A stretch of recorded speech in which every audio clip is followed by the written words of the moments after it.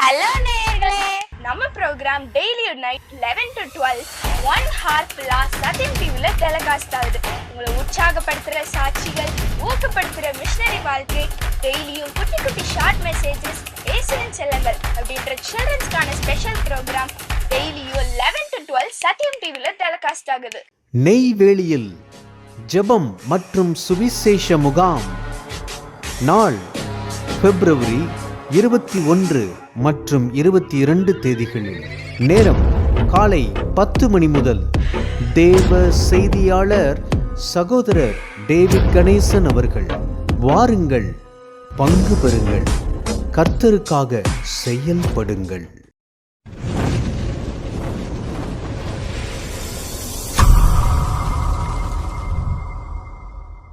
கிராம மிஷனரி இயக்கம் வழங்கும் கிராமிய நேரம் என்ற இந்த நிகழ்ச்சிக்கு உங்களை அன்புடன் வரவேற்கிறோம்.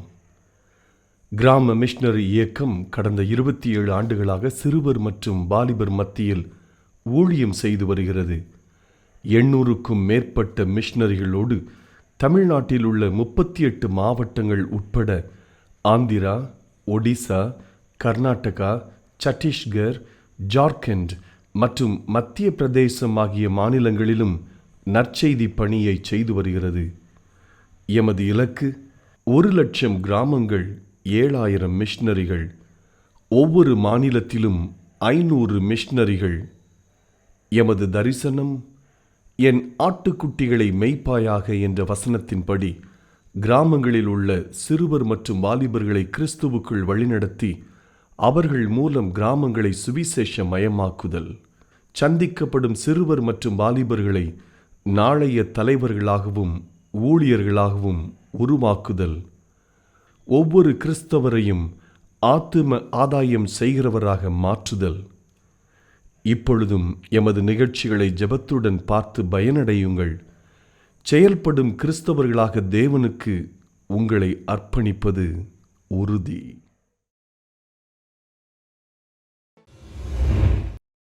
ஹலோ நேயர்களே, உங்ககிட்ட ஒரு நிமிஷம் பேசலாமா? ஒரு துறவி உதவி கேட்டு ஒரு கிராமத்துக்கு போனாரு.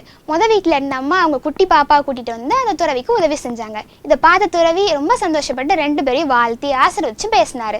இதை பார்த்துட்டு இருந்த பக்கத்து வீட்டில் இருந்தவங்க தூரத்தில் விளாண்டுட்டு இருந்தவங்க பையனை கூப்பிட்டு அந்த துறவிக்கு சாப்பாடு கொடுக்க சொன்னாங்க. அவனோட பிஞ்சு கையினால கொஞ்சமா எடுத்து சாப்பாடு வச்சான். அந்த துறவி சிரிச்சுக்கிட்டே போயிட்டாரு. உடனே அந்த அம்மா கூப்பிட்டு, அவங்களுக்கு மட்டும் நீங்க ஆசீர்வதிச்சு பேசுனீங்கல்ல, எங்க குடும்பத்துக்கும் ஏதாவது சொல்லிட்டு போங்கன்னு அந்த துறவி சொன்னாரு. அந்த சின்ன பொண்ணு உதவி செய்யணுங்கிற குணத்தை தெரிஞ்சுக்கணுங்கிறதுக்காக அவங்க அம்மா கூட்டிட்டு வந்தாங்க. ஆனா நீங்க எதுக்காக அந்த பையனை கூப்பிட்டீங்க? எனக்கு கம்மியான சாப்பாடு கொடுக்கணும்னு தானே நீங்க கூப்பிட்டீங்க அப்படின்னு சொல்லி சிரிச்சுக்கிட்டே அந்த இடத்த விட்டு போயிட்டாரு. வேதத்துல கூட வாசிக்கிறோம், எதை செய்தாலும் அதை மனுஷர்களுக்கு என்று செய்யாமல் கர்த்தருக்கு என்று மனப்பூர்வமாய் செய்யுங்கள்னு வாசிக்கிறோம். இதே போல நம்ம மனுஷங்களுக்காக செய்யற எல்லாத்தையும் ஏசப்பாக்கு செய்யறதா நினைச்சு செஞ்சோம்னா அதுலயும் ஒரு சந்தோஷம் இருக்கு. ஹலோ நேயர்களே, உங்ககிட்ட ஒரு நிமிஷம் பேசலாமா? என்னங்க, என்னையும் ஏசப்பா பயன்படுத்துவாரா அப்படித்தானே நினைக்கிறீங்க? 10 ரூபாய்க்கு வாங்குற ஒரு பெண்ணை கூட இங்கு தீர்ற வரைக்கும் நம்ம யூஸ் பண்றோம். அது தொலைஞ்சு போனாலும் தேடி கண்டுபிடிச்சு யூஸ் பண்றோம். அது மட்டும் இல்ல, ஒரு ட்ரெஸ்ஸு கிழிஞ்சு போனா கூட அதை தச்சு கூட நம்ம யூஸ் பண்றோம். இப்படி உலக பிரமாண பொருளுக்கு இவ்வளவு இம்பார்ட்டன்ட் கொடுக்குறோம். ஆனால் வேதத்தில் ஒரு வசனம் சொல்லுது, 1 கொரிந்தியர் 1ஆம் அதிகாரம் 27வது வசனத்தில், ஞானிகளை வெட்கப்படுத்தும்படி தேவன் பைத்தியமானவைகளை தெரிந்து கொண்டார் என்று. நிச்சயமாய் அவர் உங்களை பயன்படுத்த வல்லவராய் இருக்கிறார்.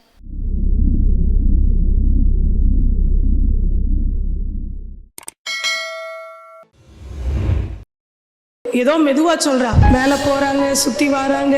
எத்தனை தடவை அந்த பிள்ளை தன்னுடைய தாயை கூப்பிட்டாலும் அந்த தாய் குனிந்து செவி சாய்த்து பதில் கொடுக்கறாங்க.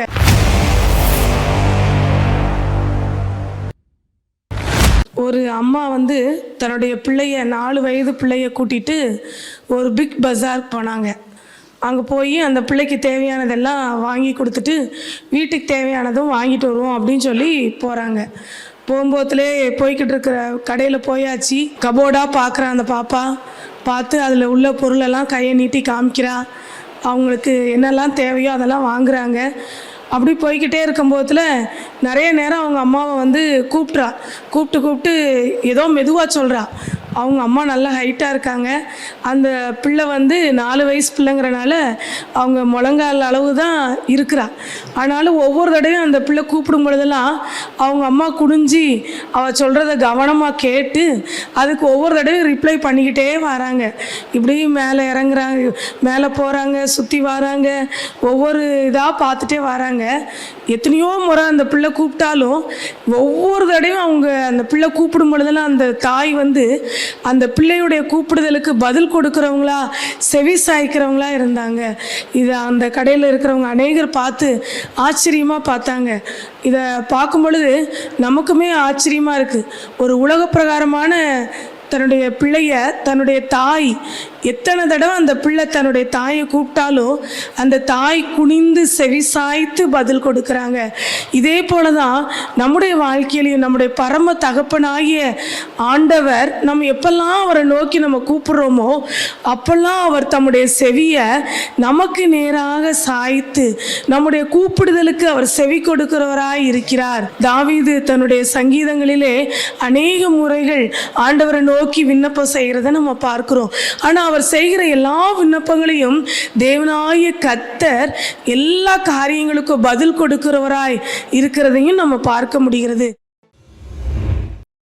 இயேசுவின் செல்லங்கள். பெயர் தேவராஜ். நான் 6ஆம் வகுப்பு படிக்கிறேன். நான் ஒரு ஏசப்பாவின் பாடலை பாடப் போகிறேன்.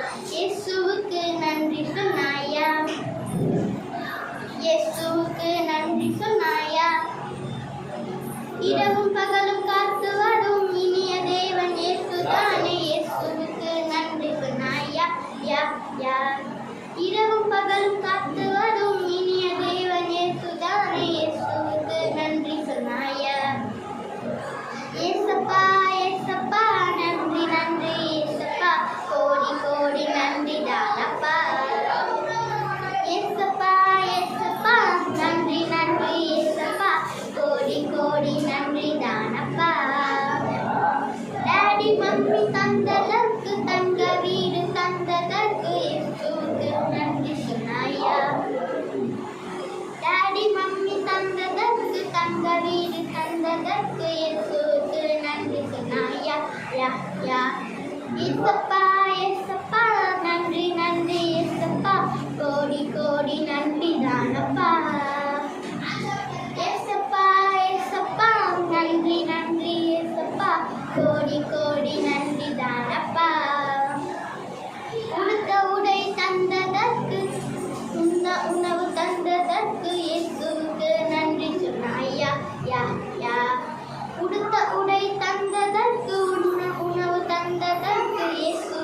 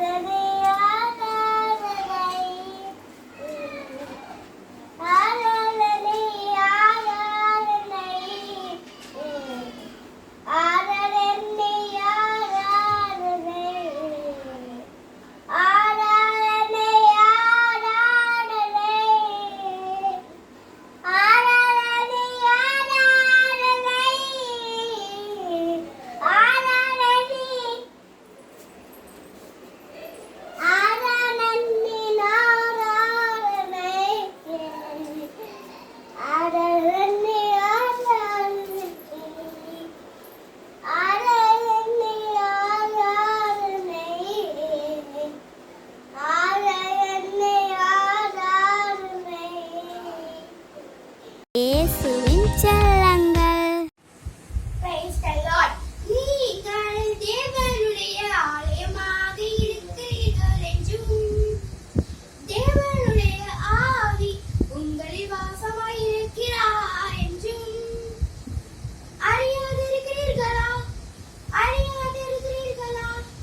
அறியாதிருக்கிறீர்களா? 1 கொரிந்தியர் 3:16. 1 கொரிந்தியர் 3:16. Thank you.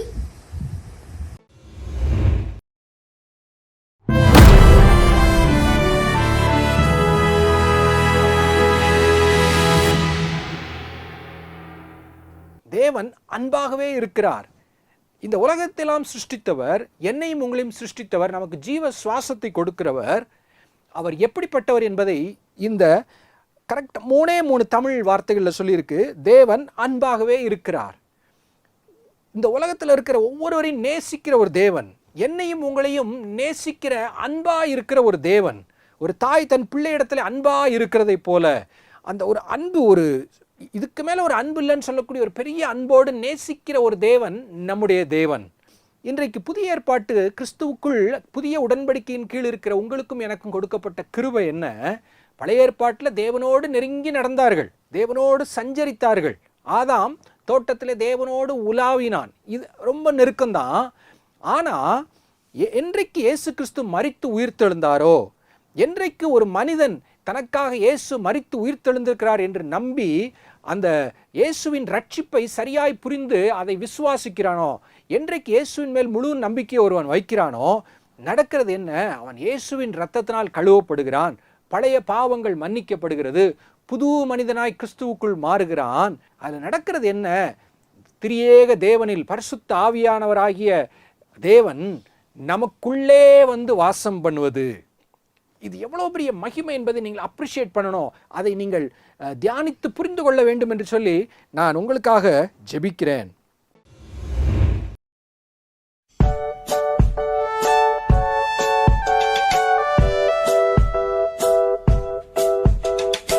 ஹலோ ஃப்ரெண்ட்ஸ், எல்லாரும் எப்படி இருக்கீங்க? எல்லோரும் நல்லா இருக்கீங்களா? இப்போ ஒரு பாட்டு கேட்போமா? கொடு கொடுன்னு நண்டு ஓடி பதுங்க குழியில் பதுங்கி கொண்டு தன்னையே பாதுகாக்குது. தம்பி தங்காய் ஓடு ஓடு கொடு கொடுன்னு ஓடு ஓடு கண்மலையா இயேசுவுக்குள்ள. கொடு கொடுன்னு நண்டு ஓடி பதுங்கு குழியில் பதுங்கி கொண்டு தன்னையே பாதுகாக்குது. தம்பி தங்காய் ஓடு ஓடு கொடு கொடுன்னு ஓடு ஓடு கண்மலையா இயேசுவுக்குள்ள. இயேசுவே சந்தோஷம், இயேசுவே சமாதானம், இயேசுவே பாதுகாப்பு, இயேசுவே நிம்மதி. இயேசுவே சந்தோஷம், இயேசுவே சமாதானம், இயேசுவே பாதுகாப்பு, இயேசுவே நிம்மதி. இப்போ கூட ஆக்ஷன் கற்றுக்கலாமா? கொடு கொடுன்னு நண்டு ஓடி பதுங்கு குழியில் பதுங்கி கொண்டு தன்னையே பாதுகாக்குது. தம்பி தங்காய் ஓடு ஓடு கொடு கொடுன்னு ஓடு ஓடு கண்மலையா இயேசுவுக்குள்ள. கொடு கொடுன்னு நண்டு ஓடி பதுங்கு குழியில் பதுங்கி கொண்டு தன்னையே பாதுகாக்குது. தம்பி தங்காய் ஓடு ஓடு கொடு கொடுன்னு ஓடு ஓடு கண்மலையா இயேசுவுக்குள்ள. இயேசுவே சந்தோஷம், இயேசுவே சமாதானம், இயேசுவே பாதுகாப்பு, இயேசுவே நிம்மதி. இயேசுவே சந்தோஷம், இயேசுவே சமாதானம், இயேசுவே பாதுகாப்பு, இயேசுவே நிம்மதி. பாய் குட்டீஸ். நான் எனக்கு ஒரு அற்புதம் வேணும்னாங்க, நான் ஆண்டவரை தேடணும், நான் ஆண்டவரிடத்துல ஜெபித்து பார்க்கணும். அல்லேலூயா. அவங்க தாங்க ஹீரோவா மாறுவாங்க. செய்தியை கேட்குற நீங்கள் எனக்கு ஜெபம் பண்ணுறதுக்கு யாராவது உதவி செய்யணும்னு சொல்லி உதவி கேட்குறது தப்பு கிடையாது, அப்படின்னு கேளுங்க. நான் அதுக்கு முன்னாடி நீங்கள் ஜெபம் பண்ணி எனக்கு ஏசப்பா அற்புதம் செய்யணும்னு சொல்லி நீங்கள் மாறிட்டீங்கன்னா நீங்கள் ஒரு தலைவனாக மாறிடுங்க. ஒரு குறைவை நம்ம கேள்விப்படுறோமா? ஆண்டவரே அந்த குறையுள்ள ஊழியக்காரங்களை மன்னிச்சிருங்கப்பா, அந்த குறைவிலிருந்து அவங்க விடுதலை ஆவதற்கு ஆண்டவரே ஒரு பலனை தாங்க, ஒரு கிருபையை தாங்க அப்படின்னு சொல்லி ஜெபிக்கிறதாங்க கிறிஸ்தவம். கடன் பிரச்சனையில விழுந்து எடுக்கிறீங்களா, கைதூக்கி எடுப்பார். வியாதி படுக்கையில் இருக்கலாம், கைதூக்கி எடுப்பார். உங்களை கைதூக்கி எடுத்தவரை நினைவு கூறி நீங்கள் துதியுங்கள் ஐயா.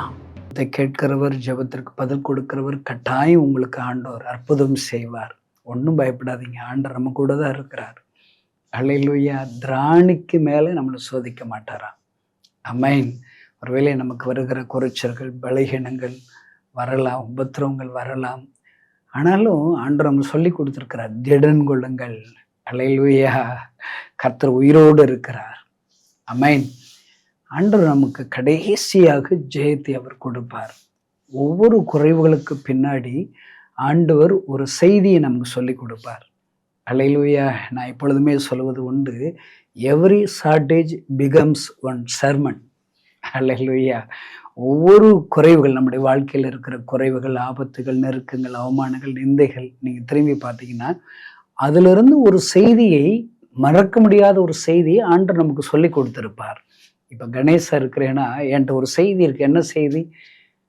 நான் சாக கிடந்தேன், டாக்டர்கள் என்னை கைவிட்டு விட்டார்கள், இருதய வியாதியினால் நான் மரித்து விடுவேன் என்கிற ஒரு நிலைமை இருந்தது. ஆண்டவரை ஏற்றுக்கொண்டேன், ஆண்டவரிடத்தில் ஜெபித்தேன், ஆண்டவர் எனக்கு சுகம் கொடுத்தார். இப்பொழுது எனக்கு ஒரு செய்தி 27 வருஷமாக நான் சொல்லிக்கொண்டே இருக்கிறேன். என்ன செய்தி? இயேசு கிறிஸ்து குணமாக்க வல்லமையுள்ளவர். அல்லேலூயா. அருமையான தேவனுடைய பிள்ளை, இன்றைக்கு ஏதோ ஒரு குறைச்சலோடு, நெருக்கங்களோடு, அவமானங்களோடு, நிந்தைகளோடு இந்த வார்த்தைகளை கேட்குறீங்களா? ஒன்றும் பயப்படாதீங்க, ஆண்டவர் கட்டாயம் உங்களுக்கு அற்புதம் செய்வார். அல்லேலூயா. என்ன போல ஒரு சாட்சியாக உங்களை நிறுத்துவார். ஆமென். அல்லேலூயா.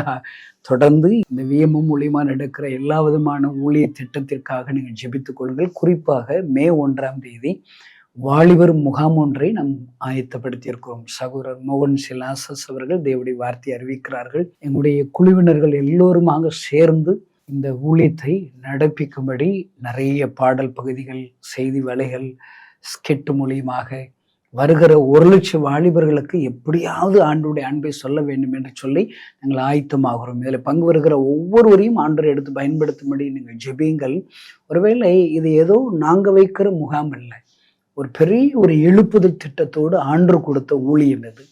வாலிபர்கள் ஆண்டவருக்காக எழும்பாவிட்டால் எழுப்புதலை கண்ணால் பார்க்கவே முடியாது. இப்போ நீங்கள் எல்லாரும் யோசித்து பாருங்க, நம்முடைய தமிழ்நாட்டில் எழுப்புதலை பார்த்துருக்கோமா? இல்லை இந்தியாவில் ஒரு பெரிய ஒரு எழுப்புதலை பார்த்துருப்போமா? எழுப்புதல் பேசுகிற செய்தியை கேட்குறோம், ஆனால் எழுப்புதல்னால் என்னன்னு, அது எப்படி இருக்கும்னு கண்களால் பார்க்கவே முடியவில்லை.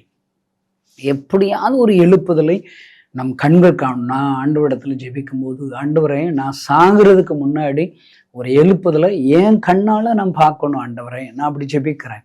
ஒருவேளை நீங்களும் அப்படி ஜெபிக்கணும். நானும் நீங்களும் செத்த பிறகு எழுப்புதல் வந்தா என்ன, வல்லாட்டி என்ன, வந்தா நல்லதுதான். ஆனால் என்னுடைய கண்களிலே, என்னுடைய நாட்களிலே ஒரு எழுப்புதலை நான் பார்க்க வேண்டும் என்று சொல்லி நான் ஜெபிக்கிறேன். அல்லேலூயா. நீங்களும் ஜெபம் பண்ணுங்க. அப்படிப்பட்ட எழுப்புதற்கான திட்டம் தான் இந்த வாலிபர் முகாம். அல்லேலூயா. 1,00,000 வாலிபர்களை தமிழ்நாடு முழுவதிலிருந்தும் கூட்டி சேர்க்க வேண்டும். ஒருவேளை இங்க நடக்கிற முகாமை ஒருவேளை வர முடியாத நிறைய மாநிலங்கள்ல இருக்கிறவங்க அங்க இருந்து தன்னுடைய வீட்டில் தனக்கு தெரிந்த வாலிபர்கள் எல்லாம் டிவி பக்கத்துல, இன்னும் எல்சிடி ப்ரொஜெக்ட்ல, பெரிய தரையில, நிறைய மீட்டிங் ஹாலில் அவங்கள கூட்ட வச்சு அந்த மீட்டிங்கை அவர்கள் பார்த்திருக்கிறதாக அநேக செய்திகளை கேட்டு நான் துதித்தேன். நேரடியே வருகிற வாலிபர்கள் ஒரு கூட்டம், ஆங்காங்கு வெளிநாடுகளில், வெளி மாநிலிருந்து இந்த வாலிபர் முகாமில் பங்கு பெற்றவர்கள் இன்னும் ஆயிரக்கணக்கான பேர்கள். அதில் பங்கு பெற்ற ஒவ்வொருவரும் ஆண்டவருக்கென்று அர்ப்பணிக்கிறார்கள். அல்லேலூயா. நான் அடிக்கடி வசனத்தை நினைவு கூறுவது உண்டு, அவருடைய நாமத்தினாலே 2 பேராவது 3 பேராவது கூடியிருக்கிற இடத்துல நான் இருக்கிறேன்னு கான்ஃபிடண்டா சொல்லி இருக்கிறார். அப்ப 1,00,000 வாலிபர்கள் கூடுற இடத்துல ஏசப்பா வருவார்ல, ஏசப்பா வந்தா என்ன செய்வார்? அவர்கள் இயேசுவை நோக்கி கூப்பிடும்போது, 1,00,000 வாலிபர்கள் ஒவ்வொருடைய பிரச்சனைகளை சொல்லி கூப்பிடும்போது ஆண்டவர் பதில் கொடுப்பார், அற்புதம் செய்வார்.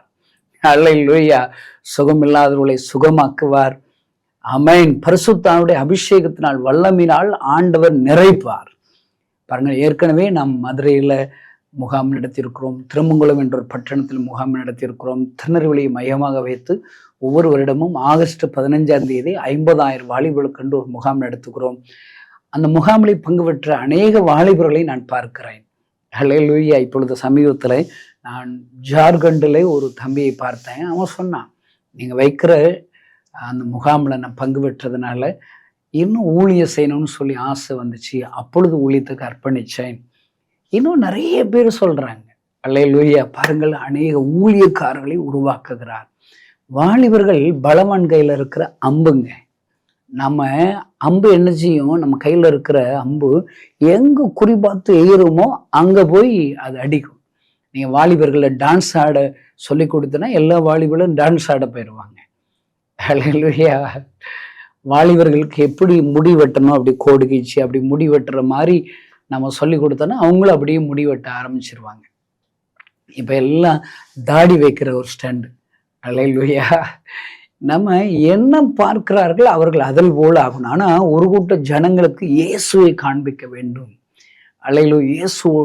இயேசுவால் உன்னை பயன்படுத்த முடியும், உன்னை பெரிய ஒரு தலைவனாக மாற்றும், லட்சக்கணக்கான ஜனங்களுக்கு ஆசீர்வாதமாக வாலிபனை உன்னை மாற்ற முடியும் என்று சொல்லி அந்த இயேசுவை காண்பிப்போமானால், அல்லேலூயா, அந்த வாலிபர்கள் எல்லாம் இயேசுவை பின்பற்றுகிறார்கள். அதற்காகத்தான் இந்த முகாமை நம்ம ஆயத்தப்படுத்துகிறோம். இந்த முகாமிற்காக ஜெபியுங்கள். இதை கேட்கிற உங்களுடைய பங்களிப்புகள் இயேசுவுக்கு தேவை. நான் என்ன பிரதர் இந்த முகாமிற்காக பங்களிக்க முடியும்னு கேட்குறீங்களா? ஒன்றும் இல்லைங்க. உங்களுக்கு தெரிஞ்ச உங்க சொந்தக்கார வீடுகளில் இருக்கிற எல்லா வாலிபர்கள் எல்லாம் கூப்பிட்டுட்டு ஒரு வேன் ஒழுங்கு செய்து நீ அந்த வாலிபர் முகாமுக்கு பங்கு பெற்றா என்னங்க? அல்லேலூயா. நீங்க அழைச்சிட்டு வந்தா போதும். 4 வாலிபர்கள் 4 பேர்கள் சேர்ந்து மார்க் 2ஆம் அதிகாரத்துல ஒரு திமிர்வாதக்காரனை தூக்கி கொண்டு இயேசுவிடத்தில் வருகிறார்கள். ஆண்டவர் அவனை சுகமாக்குகிறார், அவனை நடக்க வைக்கிறார். அதுதாங்க, நீங்க வாலிபர்களை கொண்டு வர்றதுதான் உங்களுடைய வேலை. அவங்களை ரட்சிக்கிறது, அபிஷேக்கிறது ஆண்டவருடைய வேலை. அல்லேலூயா. ஒரு தாயார் சொன்னார்கள், நான் உங்களுடைய ஊழியத்துக்கென்று மிஸ்டரிக்கென்று மாதந்தோறும் காணிக்கை கொடுக்க ஆரம்பித்திருக்கிறேன். ஏன் தெரியுமா? என்னுடைய மகன் சின்ன வயசுல ஒருவேளை 9th ஸ்டாண்டர்ட் படிக்கும் போதே அவன் ட்ரக் அடிக்ட் ஆயிட்டான், போதை வஸ்துகளுக்கு அடிமையாகிட்டான். யார்கிட்ட சொல்றதுன்னு தெரியல. நான் ஆண்டவரிடத்துல அழுது ஜெபித்து என் பையனை நீங்க திருமங்குளத்துல நடத்த வாலிபர் முகாமில் பங்கு வர செய்வேன். என் மகனை அந்த கொடிய போதை பழக்க விளக்கத்திலிருந்து ஆண்டவர் விடுதலையாக்கினார், ரட்சித்தார், அபிஷேகித்தார். இன்றைக்கு ஆண்டவருக்கென்று சாட்சியாக என்னுடைய மகன் நிற்கிறான். அல்லேலூயா. அதற்காகத்தான் நான் நன்றி செலுத்தும் விதமாக ஒரு மிஸ்டரியை உங்களுடைய ஊழியத்தில் தாங்குகிறேன் என்று ஒரு தாயார் சாட்சி சொன்னார்கள். இதுதான் அருமையான தேவனுடைய பிள்ளைகள். பிரயாசம் உங்களுடையது, என்னுடையது. நம்ம எல்லோரும் சேர்ந்து மே 1ஆம் தேதி வாலிபர் முகாமிற்காக ஜெபிப்போம், பிரயாசப்படுவோம். ஆண்டவர் பெரிய காரியங்களை செய்வார். ஒருவேளை என்னால் வாலிபர்களை அழைச்சிட்டு வர முடியாது பிரதர் சொல்றீங்களா? ஜெபம் பண்ணுங்க. இன்னும் நீங்க என்ன செய்யலாம்? ஒருவேளை நாங்க 3000 கிராமங்கள்ல எங்களுடைய மிஸ்டரிகள் தமிழ்நாடு முழுவதிலும் ஊழியம் செய்கிறார்கள். அங்க இருக்கிற வாலிபர்களை அழைத்து வருவதற்கு சர்ச் இல்லாத கிராமத்துல ஊழியம் செய்யற ஒருத்தர் 2 பேர் இல்லை 3 பேர் இல்லை 4 பேர் ஒரு கிராமத்துல இருந்து வருவாங்க. அவங்களா பஸ் பிடிச்சு வாங்கன்னு சொன்னா ஒரு 3 பஸ் 4 பஸ் மாறி காலையில கிளம்புனான்னா சாயங்காலத்துல தான் வந்து சேருவாங்க, நைட்டு தான் வந்து சேருவாங்க. அதனால அவங்களுக்கு ஒரு நல்ல ஒரு வேன் ஒழுங்கு செய்கிறோம். அப்படிப்பட்ட ஒரு வேன்ல கிராமங்களில் நாங்கள் ஊழியம் செய்கிற கிராமங்களில் இருக்கிற வாலிபர்களை அழைச்சிட்டு வருவதற்கு ஒரு வேனுக்கான ஒரு வேளை அந்த காணிக்கை நீங்கள் செலுத்தலாம், பணத்தை செலுத்தலாம். ஆண்டவர் உங்களை ஆசீர்வதிப்பார். எழுந்து கட்டும் வாருங்கள். அல்லேலூயா. ஆண்டவர் நம் கண்கள் முன்பாக வாலிபனத்தில் பெரிய ஒரு எழுப்புதலை தருவார். ஆமென். அல்லேலூயா. இப்பொழுது உங்களோடு கூட பேசும்படி ஒரு வார்த்தையை நாம் கேட்டு, செய்தியை கேட்டு ஆண்டவர் கண்டு நம்மை அர்ப்பணிக்க போறோம். அல்லேலூயா. செய்தினாலே ஆண்டவர் நம்மோடு கூட பேசுவது, நம்மை தட்டி எழுப்பணுங்க. செய்திங்கிறது ஒரு செய்தி கேட்டா ஒரு ஸ்டெப்பு முன்னாடி போகணும் ஆண்டவர்கிட்ட, அதுதான் செய்தி. அல்லேலூயா. இன்றைக்கு உங்களோடு கூட பேசும்படி ஆண்டவருடைய சமூகத்தில் ஜெபித்த போது சங்கீத புஸ்தகம் 30வது சங்கீதத்தை ஆண்டவர் காண்பித்து கொடுத்தார். எப்பொழுதுமே என்னுடைய வேத வாசிப்பான திட்டம் பார்த்தீங்கன்னா 1ஆம் தேதினா 5 சங்கீதம் வாசிப்பேன். 1ஆம் சங்கீதத்துலேருந்து 5ஆம் சங்கீதம் வரைக்கும். 2ஆம் தேதினா 6வது சங்கீத புஸ்தகத்துலேருந்து 10வது சங்கீதம் வரைக்கும் வாசிப்பேன். ஒரு நாளைக்கு 5 சங்கீதம் வாசித்தா 30 நாள்ல சங்கீத புஸ்தகங்கள் எல்லாம் வாசித்து முடிச்சிடலாம். அல்லேலூயா. நீங்களும் இதை ஃபாலோ பண்ணுங்க. இதை எப்படி நான் கற்றுக்கொண்டேன் தெரியுமா? பில்லி கிரஹாமுடைய தனிப்பட்ட வாழ்க்கையில் உள்ள அவருடைய வேத புஸ்தகத்தை வாசிக்கிற ஸ்டைல் இதுதான். ஆமென். காலைல 5 சங்கீதம் வாசிறீங்கனாலேங்க ஐயோ உற்சாகமாயிரும். உங்களுடைய மனதுல ஒரு அன்பு, தேவனுடைய அன்பு பொங்கி வரும், விசுவாசம் வரும், புலம்பல்கள் மாறிடும். துக்கங்கள் மாறிடுச்சா, ஆண்டவர் என் கூட இருக்காரப்பா அப்படி நீங்கள் உற்சாகமாக வீட்டை விட்டு கிளம்புவீங்க. இன்னையிலேருந்து ஃபாலோ பண்ணி பாருங்களேன். எப்பொழுதுமே இங்கே வேத புஸ்தகங்கிறது ஒரு புதையில கண்டெடுக்கிறது மாதிரி காலைதோறும் அப்படி கிருபை புதிதாக இருக்கிறதா. கிருபைங்கிறது என்ன தெரியுமாங்க? புதையல் தாங்க கிருபை. ஒவ்வொரு நாள் காலையில் புதையலை தேடணும். இன்னைக்கு ஏதாவது ஒரு புதையல் கிடைக்காதுன்னு பைபிளில் இருக்கிற வசனங்களை வாசிக்கணும். அல்லேலூயா, தேடணும், நீங்கள் கண்டுபிடிக்கணும். ஏதோ காலண்டரில் இருக்கிற ஒரு வசனத்தை இதான் இன்னைக்கு புதையல்னு வாசுறாங்க, அது அவ்வளோ நல்லா இருக்காது. நீங்கள் தேடி கண்டுபிடிச்சாதாங்க புதையல். எப்பொழுதுமே யார் தெரியுமா ஹீரோ? நான் கிராமத்தில் இருக்கிற வாலிப தம்பிமார்களுக்கு நான் சொல்லி கொடுக்குறேன். புதையல்ங்கிறது என்ன தெரியுமா? நீயா ஜெபித்து ஒரு அற்புதத்தை ஆண்டவர்ட்ட இருந்து பெறணும், அதுதான் அற்புதம். அவன் தான் ஹீரோங்க. அல்லேலூயா. இப்போ பர்த்திமை இருக்கிறான், யார் அவனுக்கு உதவி செய்யலை. இவன் கண்களை தொட்டருளும் என்று சொல்லி பேதுருவோ யோவானோ அவன் தலையில கை வச்சு ஜெபிக்கல, யாருமே அவனுக்கு சொல்லி கொடுக்கல. அல்லேலூயா. அவனாகவே இயேசுவை குறித்து கேள்விப்பட்டு அவனாகவே ஜெபிக்கிறான். நிறைய பேர் அதட்டுறாங்க, இன்னும் சத்தமிட்டு ஜெபிக்கிறான். ஆண்டவர் அவனை தொடுகிறார். அல்லேலூயா. அங்க போட்டிருக்குது, பர்த்துவை பார்வையடைந்து இயேசுவுக்கு பின் சென்றான். பின் சென்று என்ன செஞ்சிருப்பான்? ஆயிரக்கணக்கான ஜனங்களுக்கு ஆசீர்வாதமான ஒரு தலைவனாக ஊழியக்காரனாக மாறியிருப்பான். எனக்கு ஒரு அற்புதம் வேணும்னாங்க, நான் ஆண்டவரை தேடணும், நான் ஆண்டவரிடத்துல ஜெபித்து பார்க்கணும். அல்லேலூயா. அவங்க தாங்க ஹீரோவா மாறுவாங்க. இந்த செய்தியை கேட்குற நீங்க எனக்கு ஜெபம் பண்றதுக்கு யாராவது உதவி செய்யணும்னு சொல்லி உதவி கேட்கறது தப்பு கிடையாது, அப்படின்னு கேளுங்க. நான் அதுக்கு முன்னாடி நீங்க ஜெபம் பண்ணி எனக்கு ஏசப்பா அற்புதம் செய்யணும்னு சொல்லி நீங்க மாறிட்டீங்கன்னா நீங்க ஒரு தலைவனா மாறிடுவீங்க, ஒரு ஊழியக்காரியா நீங்க மாறிடுவீங்க. அல்லேலூயா. பாருங்க, அதே போலதான் பைபிள் வாசிக்கிறதுலயும் எனக்கு இன்னைக்கு ஒரு வார்த்தை கொடுக்கணும். என்கிட்ட ஒரு சிலர் ஃபோன் அடிப்பாங்க, கணேசன் பிரதர் ஏதாவது ஒரு வார்த்தை சொல்லுங்களேன்பாங்க. நான் சொல்லுவேன், ஆனால் என்னை உற்சாகப்படுத்துறதுக்காக ஆண்டவர் கொடுத்த பேசுகிற வார்த்தையா இருக்கும். இல்லையா? ஆனால் பைபிள் வசனங்கிறது ஜீவன் உள்ளது. நீங்களா ஒரு தேடி ஒரு புதையில கண்டுபிடிக்கிறீங்க, ஒரு வார்த்தையை கண்டுபிடிக்கிறேன்னு, அது ஒரு பெரிய ஒரு பிளஸ்ஸிங்கா இருக்குங்க. அல்லேலூயா. நான் ஒவ்வொரு நாளும் 5 சங்கீத புஸ்தகங்கள் வாசிக்கிறேன். ஒரு சில நாட்கள் ஊழிய நெருக்கத்தின் தான் வாசிக்கலாட்டாலும் அதற்கு அடுத்தாப்புல அதை எப்படியாவது அதை ஹோம்ஒர்க் மாதிரி அதை வாசித்து முடிக்கணும்னு சொல்லி வாசித்து முடிப்பேன். ஒரே நாளில் 50 அதிகாரம் வாசிக்கிற பழக்கம் உண்டு. அல்லேலூயா. இன்னும் பாருங்க, நீதிமொழிகளில் ஒரு அதிகாரம் டெய்லி வாசித்தீங்கன்னா எல்லா நாளும் ஒரு மாசத்துக்கு நீதிமொழிகள் புஸ்தகத்தை வாசிடலாம். நீதிமொழிகள் வாசித்து அது மனசுல இருந்தாலேங்க நீங்க தப்பு தாண்டா பண்ண மாட்டீங்க, நீங்க உருட்டுருவீங்க. அல்லேலூயா. ஆமென். அதற்கு அடுத்து நான் ஒவ்வொரு வாரத்துல ஒரு காஸ்பல் புக்கை படிச்சு முடிக்கணும்னு சொல்லி நான் மனசுல ஒரு எண்ணம் உண்டு, ஆசை உண்டு. முதல் வாரம்னா மத்தேயு படிப்பேன், 2வது வாரம்னா மார்க் புஸ்தகம் படிப்பேன், 3வது வாரம்னா லூக்கா புஸ்தகத்தை படிப்பேன், 4வது வாரம்னா யோவான் எழுதின சுவிசேஷத்தை படிப்பேன். இது ஒவ்வொரு மாதமும் இதெல்லாம் நான் படிக்கணும். மீதி பைபிள் எல்லாம் படிக்கிறதுக்கு இன்னும் நிறைய முறைகள்ல வச்சிருக்கிறேன். நீங்க இது என்னுடைய பைபிள் வாசிக்கிற முறைகள். நீங்க என்ன செய்யணும்? இதே போல நிறைய முறைகளை பின்பற்றி பாருங்க. அல்லேலூயா. ஆண்டவர் பெரிய காரியங்களை செய்வாருங்க. நம்மங்க வேலை பார்க்கறதுக்கு எவ்வளவு பிளான் போடுறோம், எவ்வளவு வீடு கட்டுறதுக்கு ஒரு பெரிய பிளான் போடுறோம், ட்ரெஸ்ஸு வாங்குறதுக்கு எப்படி பிளான் போடுறோம். இன்னைக்கு ஒரு நாள் ட்ரெஸ்ஸு வாங்கணும்னு சொன்னால் அது ஒரு 10 நாள் என்ன கலரில் வாங்கலாம், நம்ம கலர் என்ன கலரில் சேலை இல்லை, என்ன கலரில் சட்டை இல்லை, இதில் என்ன வாங்கணும், எவ்வளோ ரூபாய்க்குள்ளே வாங்கணும், எந்தெந்த கடைகள்லாம் தேடணும், எம்பிட்டும் பிளான் போடுறோங்க. ஒரு பிள்ளையை ஸ்கூலில் சேர்க்கறதுக்கு எவ்வளோ பிளான் போடுறோம். நான் சொல்கிறேங்க, ஆவிக்குரிய வீதமாக பைபிள் வாசிக்கிறதுக்கு ஒரு பிளான் இருக்கணும், ஜெபிக்கிறதுக்குன்னு ஒரு பிளான் இருக்கணும், ஊழியம் செய்யறதுக்குன்னு ஒரு பிளான் இருக்கணும். இந்த வருஷத்துல ஏசப்பாவுக்கு நான் எப்படியெல்லாம் காணிக்க கொடுக்கணும் ஒரு பிளான் திட்டமிடணும். அல்லேலூயா. அதாங்க பிளஸ்ஸிங். பைபிள் உங்களுக்கெல்லாம் வசனம் தெரியாதா? முதலாவது தேவனுடைய ராஜ்யத்தையும் அதனுடைய நீதியின் தேடுங்கள், அப்பொழுது இவைகளெல்லாம் கூட கொடுக்கப்படும். முதல்ல ஆண்டவருக்காக தாங்க பிளானே போடணும், ஆசைப்படணுங்க. அப்ப மீதி எல்லாம் கூட கொடுப்பாராம். அல்லேலூயா. பாருங்க, இன்றைக்கு நான் வாசிக்கிற வேத புஸ்தகத்துல சங்கீதம் 30ஆம் சங்கீதம் வந்துச்சு. பாருங்க, அதுல இருக்கிற ஒரு சில வார்த்தைகள் வார்த்தைகள் என்னை ரொம்ப உற்சாகம் ஊற்றினது. அல்லேலூயா. பாருங்க, அவர் சொல்லும்போது சங்கீதம் 30 ஒரு சில வார்த்தைகளை மட்டும் உங்களுக்கு சொல்ல விரும்புகிறேன். 1வது சங்கீதத்தை பார்த்தீங்கன்னா, கர்த்தாவே என் சத்துருக்கள் என்னை மேற்கொண்டு மகிழ ஒட்டாமல் நீர் என்னை கைதூக்கி எடுத்தபடியினால் நான் உம்மை போற்றுவேன். இப்படிதான் அவர் ஆரம்பிக்கிறார். எப்பொழுதுமே பாடல் பாடி ஆண்டவரை துதிக்கிறதா சங்கீத புஸ்தகங்கள். ஆமென்.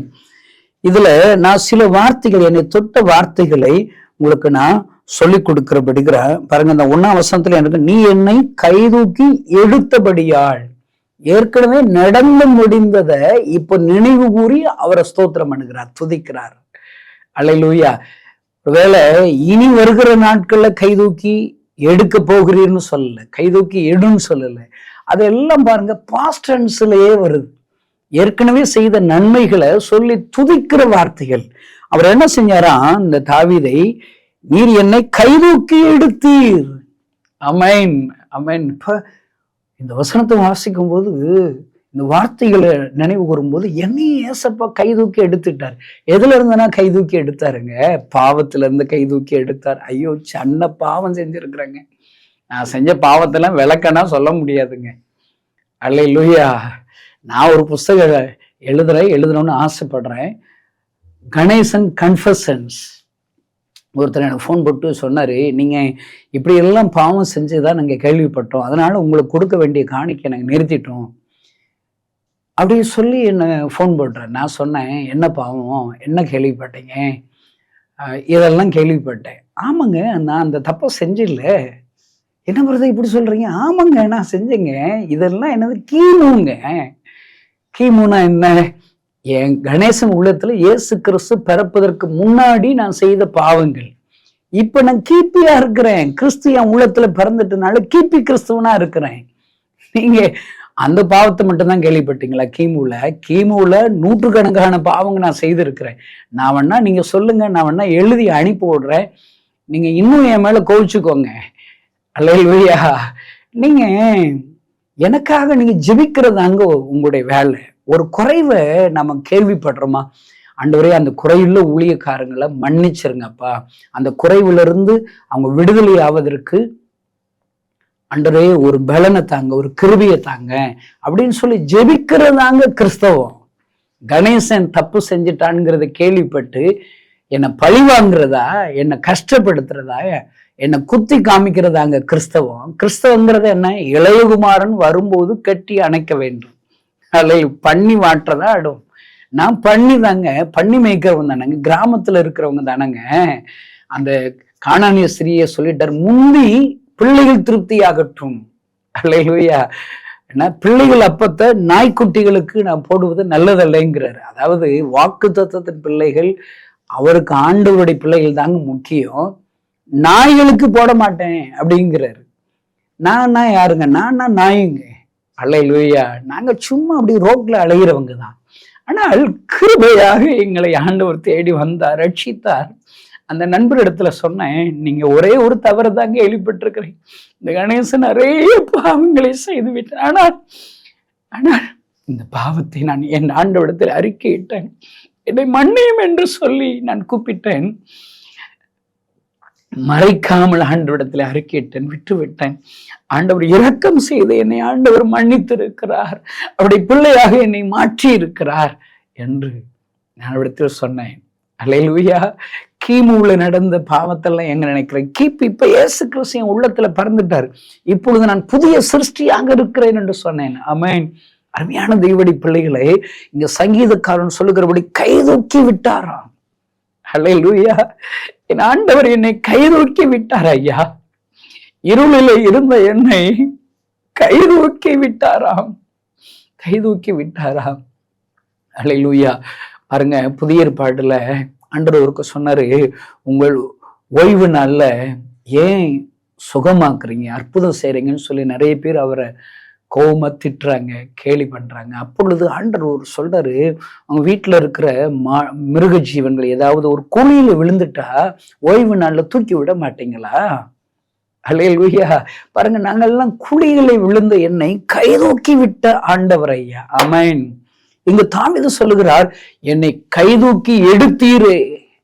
இந்த செய்தியை கேட்கிற அருமையான நண்பர்களை, உங்களை கைதூக்கி எடுத்தவரை நினைவு கூறி நீங்கள் துதியுங்கள் ஐயா, துதியுங்கள். அல்லேலூயா. ஒருவேளை இப்பொழுது நான் விழுந்து கிடக்கிறேன் என்று சொல்லுகிறீர்களா? என்ன கைதூக்கி எடுத்த ஆண்டவரை நான் பிரசங்கிக்கிறேன். தாவீதை கைதூக்கி எடுத்தவர் என்று சங்கீதம் 30:1 எழுதி இருக்கிறார். உங்களை கைதூக்கி எடுக்க மாட்டாரா? கட்டாயம் எடுப்பார். கடன் பிரச்சனையில விழுந்து கிடக்கிறீங்களா? கைதூக்கி எடுப்பார். வியாதி படுக்கையில இருக்கலாம், கைதூக்கி எடுப்பார். ஆமென். பாருங்க, 2வது காரியம், 2வது வசனத்தை வாசித்து பாருங்க. என் தேவனாய் கர்த்தாவே, உம்மை நோக்கி கூப்பிட்டேன், என்னை நீர் குணமாக்கினீர். குணமாக்குங்கன்னு அவர் ஜெபம் இல்லைங்க, ஏற்கனவே அவர் வியாதியில பலகீனத்துல இருந்திருக்கிறாரு. ஆண்டவரிடத்துல ஜெபித்த போது குணமாக்கி நீர் ஆக்கி விட்டாருங்க. ஆண்டவரை தாவீது துதிக்கிறார், சங்கீதங்களினால் பாடி துதிக்கிறார். அல்லேலூயா. நான் ஏன் இன்றைக்கு டேவிட் கணேசன் ஊழியம் செய்கிறேன்? இயேசு என்னை குணமாக்கினார் ஐயா. மருத்துவர்கள் கைவிட்டு விட்டார்கள். என் கிராமத்துக்கு வருகிற எந்த கிறிஸ்தவ நண்பர்கள் ஊழியக்காரர்கள் வந்தால் பெரிய ஒரு அருவாளை எடுத்து அவளை பயமுறுத்துவேன். எப்படி வெளிநாட்டு கடவுளை இங்கு சொல்ல வந்திருக்கிறேன் என்று சொல்லி அவர்களை விரட்டி எடுப்பேன், வாக்குவாதம் செய்வேன். ஆனால் என் இருதயத்தில் இருக்கிற ஒரு வியாதினாலே டாக்டர்கள் என்னை கைவிட்டு விட்டார்கள். எல்லா இடத்திற்கும் போய் ஒரு பிரயோஜனம் இல்லை. உயிர் பிச்சை கேட்டேன், யாராவது எனக்கு உயிர் தர மாட்டீர்களா? நான் உயிர் வாழ ஆசைப்படுகிறேன் என்று சொல்லி எல்லா இடத்திற்கும் சென்றேன். அலையாத இடமே இல்லை, ஒரு மாற்றமும் இல்லை. கடைசியாக இந்த இயேசுவிடத்தில், இந்த கிறிஸ்தவங்க சாமிகிட்ட ஜோமனுவோன்னு சொல்லி ஜெபித்தேன். ஆண்டவர் என்னை குணமாக்கி விட்டார் ஐயா. 27 வருடங்களாக நான் உயிரோடு கூட இருக்கிறேன். ஆமென். தாவீது அதைத்தான் சொன்னார், என்னை நீர் குணமாக்கினீர்.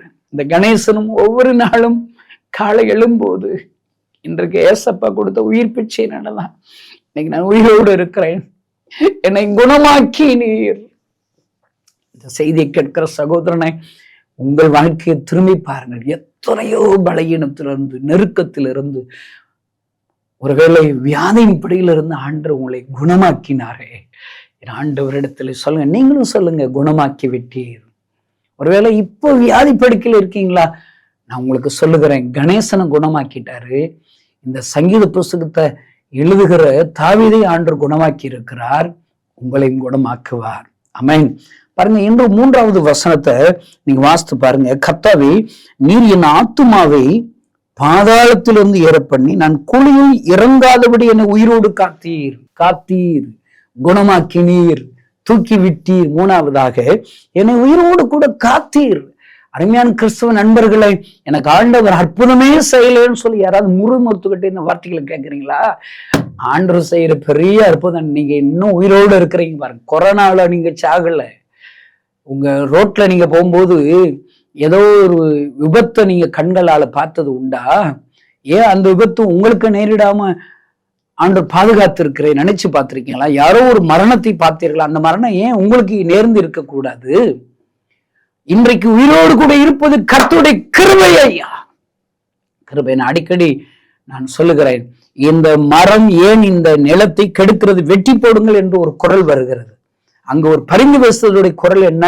இந்த ஒரு வருடம் இருக்கட்டும், இந்த ஒரு வருஷம் மாத்திரம் இருக்கட்டும் என்று பரிந்து பேசல் ஜெபம் இருக்கிற. இந்த ஒரு வருடமாவது கனி கொடுக்குமா பார்ப்போம். இந்த செய்தியை கேட்கிற சகோதரேஸ்வரை, இந்த வருடம், இந்த 2024 வருடம் நீர் உயிரோடு இருப்பதற்கு காரணம் என்ன தெரியுமா? ஆண்டவர் இந்த வருடத்திலே ஆண்டவருக்கு நீ கனி கொடுப்பீர் என்று உன்னை நம்புகிறார், என்னை நம்புகிறார். அதற்காகத்தான் இந்த ஒரு வருடம் கூட்டி கொடுத்திருக்கிறார். நீங்களும் நானும் சொல்ல வேண்டிய துதி என்ன தெரியுமா? உயிரோடு காத்தீரே, கொடிய விபத்துகளிலிருந்து, வியாதிப்படியிலிருந்து என்னை உயிரோடு காத்தீரே என்று நாம் துதிக்கிறவர்களாக இருக்க வேண்டும் ஐயா. அல்லேலூயா. 4வதாக 7வது வசனத்தை நீங்கள் வாசித்து பாருங்கள். கர்த்தாவே, உம்முடைய தயவினால் நீர் என் பர்வதத்தை திடமாய் நிற்க பண்ணியிருந்தேன். உமது முகத்தை நீர் மறைத்து கொண்ட போதோ நான் கலங்கினவனானேன். நம்ம சொல்லிடுறார், திடமாய் நிற்க பண்ணினாராம். நீங்க வியாபாரம் செய்யற, வியாபாரத்தை உங்களை நிற்க வைக்கிறது கர்த்தர் தாங்க. அல்லேலூயா. அவருடைய தயவுனாலதான் நான் இன்றைக்கு 27 வருஷம் அந்த ஊழியம் செய்யறேன். என்னோடு கூட ஊழியத்துக்கு வந்த அநேக நண்பர்கள் ஊழியத்தை விட்டு நிறைய பேர் உலகத்திற்குள்ள போய் விட்டார்கள், இயேசுவை மறுதலித்து விட்டார்கள். ஆனால் இந்த கணேசனை நிற்க வைக்கிறாரு, நிற்க பண்ணினீர். இன்றைக்கு அவருடைய தயவுனால் தான், என்னுடைய பலத்தினால் அல்ல, என்னுடைய ஞானத்தினால் அல்ல, என்னுடைய எதுவுமே இல்லைங்க, நான் நிற்கிறது அவருடைய கிருபை. அருமையான இந்த செய்தி கேட்கிற சகோதரன், இன்றைக்கு நீ நிற்பது, நிர்மூலமாமல் இருப்பது கர்த்தருடைய கிருபை என்பதை நினைத்து ஒரு விஷயம் நீ சங்கீதக்காரன் போல ஆண்டவரை துதிக்கும்படி ஆண்டவர் உன்னை அழைக்கிறார். அல்லேலூயா. பாருங்கள், 5வதாக கடைசியாக ஆண்டவர் என்னை துதிக்க வைத்த பெரிய ஒரு துதி வார்த்தை என்ன தெரியுமாங்க? 11ஆம் வசனம் வாசித்து பாருங்க. என் புலம்பலை ஆனந்த களிப்பாக மாற பண்ணினீர். அல்லேலூயா. இந்த நான் வாசித்த 5 வார்த்தைகளும் துதிங்க. ஏற்கனவே ஆண்டவர் செய்த அற்புதத்தை சொல்லி துதிக்கிறது. பாருங்க, இன்னும் எனக்கு அற்புதம் வேணும்னு செபிக்கிறதுன்னா அப்புறமேட்டு வச்சுக்கோங்க. ஏற்கனவே உங்களுக்கு எத்தனை அற்புதங்களை ஆண்டவர் செய்திருக்கிறாரு. அல்லேலூயா. அதை எப்பொழுதுமே நினைவு கூறணும். எடுத்த உடனே நீங்க போய் ஆண்டவரத்துல அது வேணும் இது வேணும்னு கேட்க கூடாதுங்க. முதல்ல ஜெபனாலே என்ன தெரியுமாங்க? இன்னைக்கு இரவுல நீங்க ஜெபிக்க போறீங்களா? முதல்ல இன்னைக்கு ஃபுல்லா ஆண்டவர் செய்த நன்மைகளை சொல்லி துதிக்கணும்.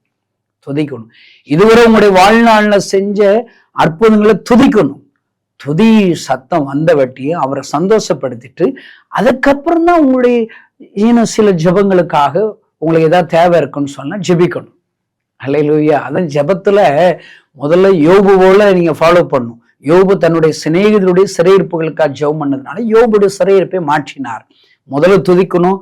அடுத்து என்ன செய்யணும்? தேசங்களுக்கு ஜெபிக்கணும், பட்டணங்களுக்கு ஜெபிக்கணும், கிராமங்களுக்கு ஜெபிக்கணும், சிறுவர்கள் ரட்சிக்கப்படாத சிறுவர்களுக்கு ஜெபிக்கணும். பிள்ளைகள் அப்பம் கேட்கிறார்கள், அவர்கள் கொடுப்பார்கள் என்று புலம்ப 4 நாளுகளை புலம்புகிறார். வாலிபர்களுக்காக ஜெபிக்கணும். இப்படி எல்லாம் எழுப்புதல் மற்றவங்களுக்கு ஜெபிச்சுட்டு தான் கடைசியாக உங்களுக்காக ஒரு சில ஜெப குறிப்புகளுக்காக ஜெபிக்கணும். அல்லேலூயா. 27 வருடங்களாக ஆண்டவர் செய்த இந்த கணேசனுக்கு செய்த அற்புதங்களை நான் சொன்னேன். ஒரு பெரிய புஸ்தகம் எழுதிடலாம். அத்தனை அற்புதங்களை செய்திருக்கிறார்.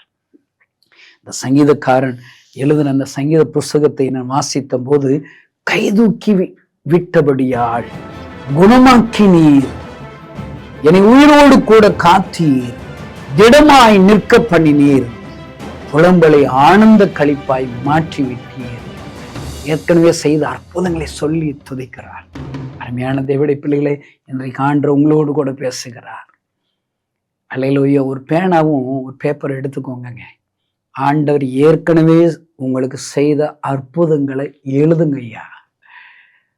உங்க பேப்பர் எல்லாம் நனைஞ்சிரும், வந்துகிட்டே இருக்குங்க. அல்லேலூயா. சங்கீதக்காரன் அந்த பாடலை தான் ஒவ்வொரு ஜெபத்துக்கு பின்னாடி சொல்றான். என்ன சொல்றான்? என் ஆத்துமாவே கர்த்தரை ஸ்தோத்திரி, என் முழு உள்ளமே அவருடைய பரிசுத்த நாமத்தை ஸ்தோத்திரி, என் ஆத்துமாவே கர்த்தரை ஸ்தோத்திரி, கர்த்தர் செய்த சகல உபகாரங்களையும் மறவாதே. அந்த சகல உபகாரங்கள், அல்லேலூயா, அதுதான் சங்கீதக்காரன்.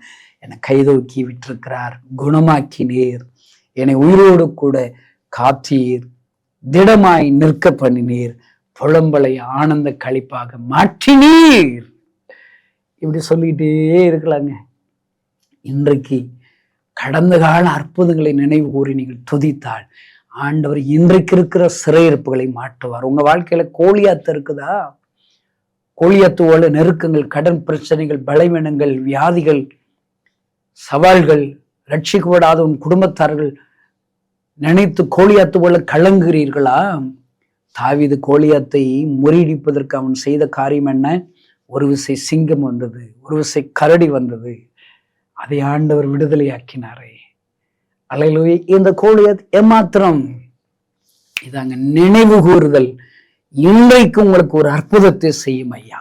கண்களை மூடி நாம் ஜெபிப்போம். பரலோகத்தில் இருக்கிற எங்கள் அன்பு தகப்பனை, தாவீது உம்மை துதிக்கிற பிரகாரமாக நாங்களும் உம்மை துதிக்கிறோம். நீர் எங்களை கைதூக்கி எடுத்தபடியால், என்னை குணமாக்கினபடியால், எங்களை உயிரோடு கூட காத்தபடியால், நிற்க பண்ணினபடியால், புலம்பலை ஆனந்த களிப்பாக மாற பண்ணினபடியால் உமக்கு நன்றி செலுத்துகிறோம் அப்பா. இந்த செய்தியை கேட்கிற ஒவ்வொருடைய வாழ்க்கையிலும் இதே ஒழுமை துதிக்கிறவர்களாக மாற்றுவீராக. விழுந்து கிடக்குவர்களை தூக்கி எடும், வியாதிப்பட்டவர்களை குணமாக்கும், மரண தருவாயில் இருக்கிற ஒவ்வொருவருக்கும் ஜீவன் உண்டாவதாக உயிரோடு கூட காத்துக்கொள்வீராக.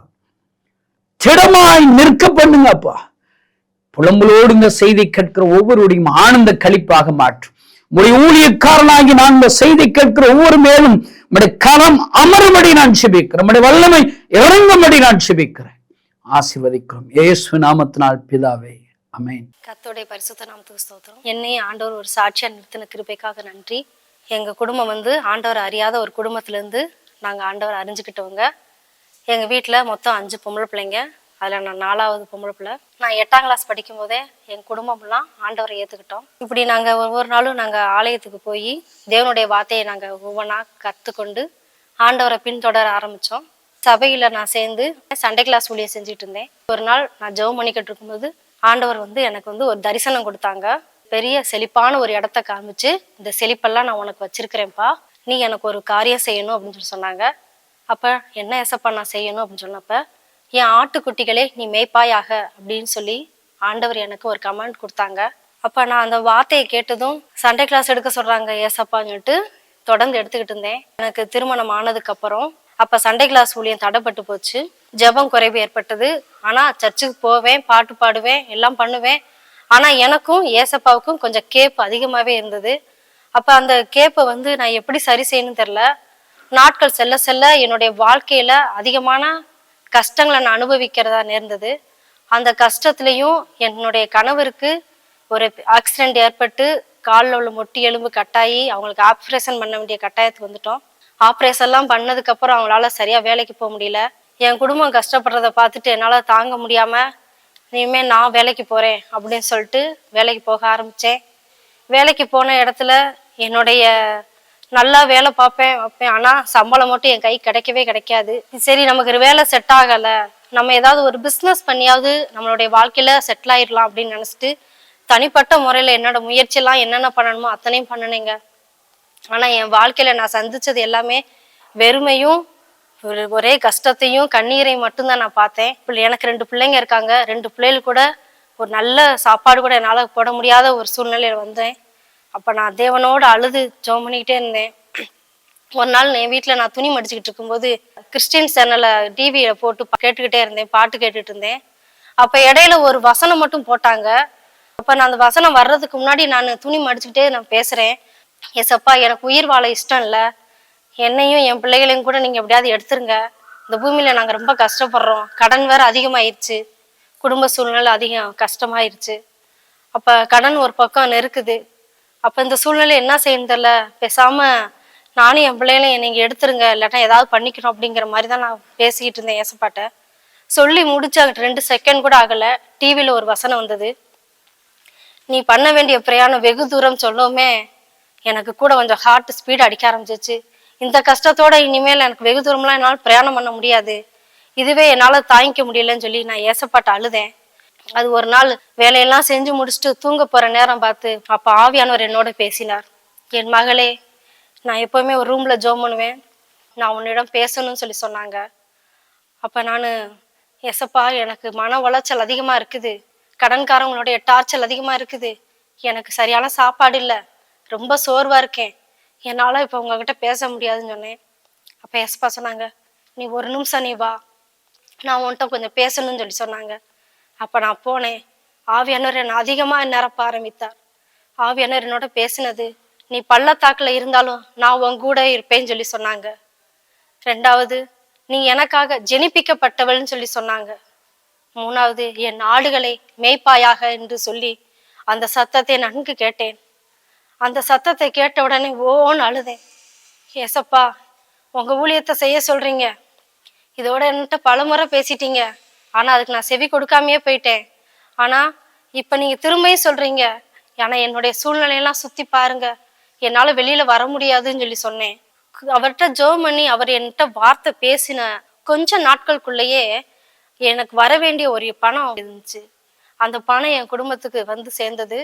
எங்களுடைய கடனெல்லாம் என் தேவனாகிய கர்த்தர் அடைத்து விட்டார். ஹல்லேலூயா. இந்த ஊழியத்தை ஒருத்தவங்க சொன்னாங்க, சிறுவர் ஊழியம் செய்கிற ஒரு ஊழியம் இருக்கு, நீங்க அங்க போங்கன்னு சொல்லி சொன்னாங்க. நாங்க இந்த இடத்துக்கு வந்தோம். கர்த்தரா பார்த்து எங்களை இந்த இடத்துல ஒரு ஐக்கியத்துல சேர்த்து விட்டு ஊழியத்தை செய்ய கர்த்தர் எங்களுக்கு அனுக்கிரகம் செய்திருக்கிறாங்க.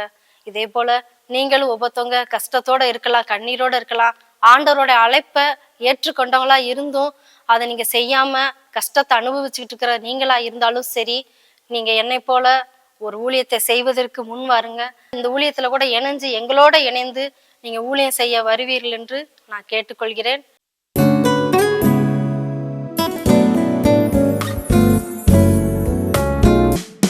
மந்தையில் சீராடுகளே,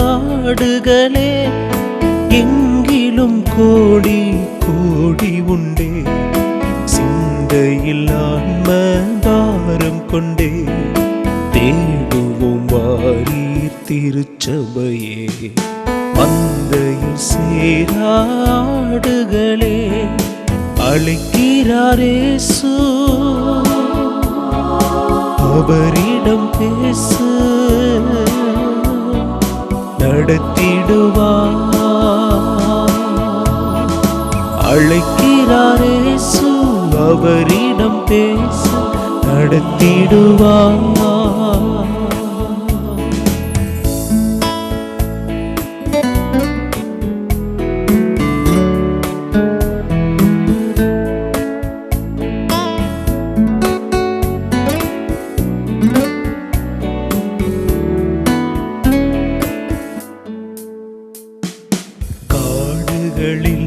பல நாடுகளில் என் ஜனம் சிதறுண்டு சாகுவதா, காடுகளில் பல நாடுகளில் என் ஜனம் சிதறுண்டு சாகுவதா, பாடுபட்டேன் அதற்காகவுமே, தேடுவோர் யார் என் நாடுகளை, பாடுபட்டேன் அதற்காகவுமே, தேடுவோர் யார் என் நாடுகளை.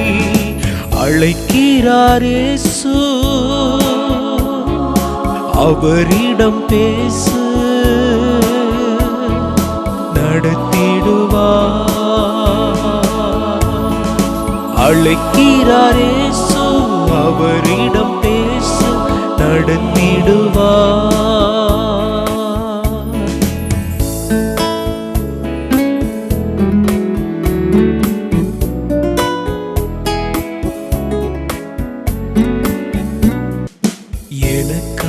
பேசிட நாவு வேண்டும், என்னை போல் அலைந்திட கால்கள் வேண்டும். எனக்காய் பேசிட நாவு வேண்டும், என்னை போல் அலைந்திட கால்கள் வேண்டும். என்னில் அன்பு கூற ஆட்கள் வேண்டும், இதை உன்னிடம் கேட்கிறேன் தர வேண்டும். என்னில் அன்பு கூற ஆட்கள் வேண்டும், அதை உன்னிடம் கேட்கிறேன் தர வேண்டும். அழைக்கிறாரேசு, அவரிடம் பேசு, நடத்திடுவார்.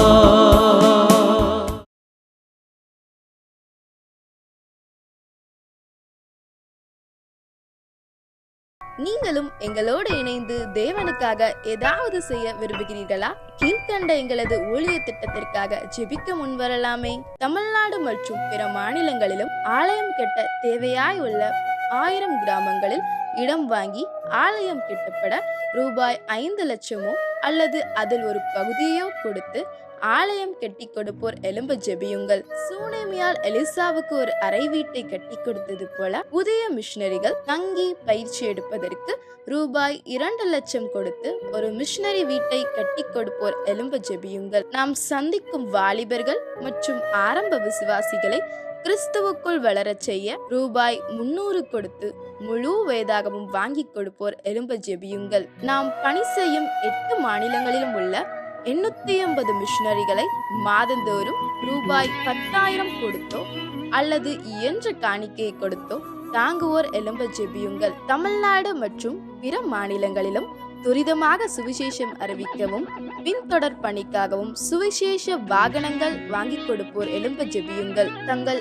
வாலிப மற்றும் சிறு பிள்ளைகள் ரட்சிக்கப்பட அபிஷேகிக்கப்பட மற்றும் இயேசுவுக்கு சாட்சியுள்ள பிள்ளைகளாக வளர கண்மணி பிள்ளைகள் இயேசுவுக்காக திட்டத்தில் தங்கள் பிள்ளைகளை இணைக்கிற பெற்றோர்கள் எழும்ப ஜெபியுங்கள்.